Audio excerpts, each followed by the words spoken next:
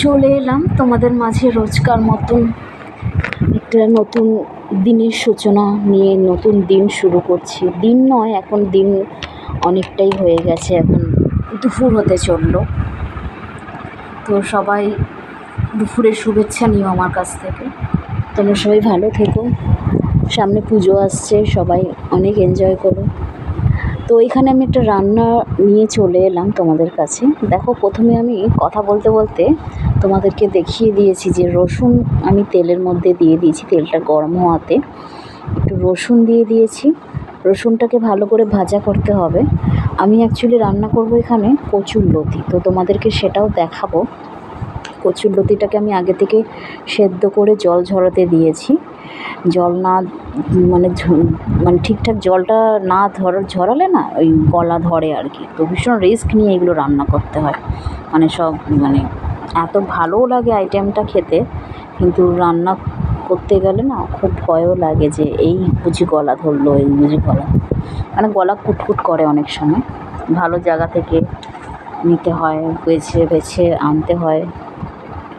তো যাই হোক, রসুনটা ভাজা হচ্ছে, এর মধ্যে আমি কাঁচা লঙ্কাও দিয়ে দিলাম এবার। তো কাঁচা লঙ্কাগুলো দিয়ে দিয়েছি। আর আমি না, তোমরা বলবে যে পেঁয়াজ দাওনি কেন? পেঁয়াজ আমি ভুলে আগে ভেজে ফেলেছিলাম, তো ওই জন্য আমি তুলে রেখেছিলাম। পেঁয়াজটা ভাজা হয়ে গেছিলো, তো ওই জন্য এখন এই ভাজা পেঁয়াজটা দিচ্ছি। পেঁয়াজটাকে আর বেশি ভাজতে হবে না, এটা আমি আগে ভুলে ভেজে ফেলেছিলাম, তো ওই জন্য তুলে রেখে দিয়েছিলাম। তো তখন মাছটা ভাজা হয়নি বলে, চিংড়ি মাছ দিয়ে করবো অ্যাকচুয়ালি, তো মাছটা ভাজা হয়নি বলে পেঁয়াজটাকে তুলে রেখেছিলাম। তারপরে মাছটা ভেজে নিই, তারপরে রসুন দিয়ে, তারপর তো তোমাদেরকে দেখাচ্ছি কী কী দিয়ে সব করছি। রসুন, পেঁয়াজ, কাঁচা লঙ্কা এটা ভালো করে একটু মিক্স করে নিই। একটু জিনিসটাকে মজে যায়, যেটা আমরা বলি, তোমরা কী বলো জানি না।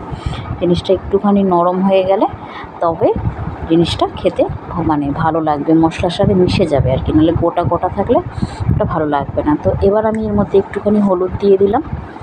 হলুদ দিয়েই আর একটু নুন দেব, আর কিছু দেব না, কারণ লঙ্কা তো দিয়েই দিয়েছি, কাঁচা লঙ্কা যেটা দেখতেই পাচ্ছ প্রচুর দিয়েছি। তো ওই জন্য শুধু হলুদ আর নুন দেবো। দেওয়ার পরে আমি তোমাদেরকে দেখাচ্ছি কচুরলতিটা সেদ্ধ করে রেখেছি, যে নুন দিয়ে দিলাম। নুন দিয়ে একটু নেড়ে নিয়ে আগে দাঁড়াও, নেড়ে নিয়ে তোমাদেরকে দেখাচ্ছি কচুরলতিটা আমি কেটে কীরকম সেদ্ধ করে রেখেছি। কারণ আগে থেকে সেদ্ধ না করলে এইসব আইটেম অনেক টাইম লাগে, তো করতে প্রচুর টাইম লাগে, টাইম নিয়ে করতে হয়, হাতে সময় নিয়ে করতে হবে। এবার আমি এর মধ্যে কচুরলতিটা দিয়ে দিচ্ছি। দেখো, সেদ্ধ করে একদম নরম তুলতুলে করা আছে, কারণ এটা নরম হলে তবেই এটা একটু ঘাটা ঘাটা হয়তো ব্যাপারটা, পুরো গোটাও থাকবে আবার কিছুটা ঘাটাও থাকবে। তো সেই জন্য একটু বেশি সেদ্ধ করতে হয় ভালো করে।